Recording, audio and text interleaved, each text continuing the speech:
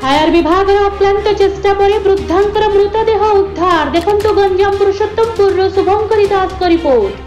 Purushottampur fire विभाग और Chhatrapur draft team अक्लांत चेष्टा पर तोलभर ऋषिकुल्या नदी तुठरे बुड़ी निखोज थिबा वृद्धा भासिनी दासकर मृतदेह 2 किलोमीटर दूर उद्धार होईछि। मृतदेह को धरी पुरुषोत्तमपुर मेडिकल को आनी पुलिस उपस्थिति रे एक अपमृत्यु केस थाना रे लेखा जाई पोस्टमार्टम करा जायतिला एवं ता परे शव को घर लोकन को हस्तांतर करा जायछि।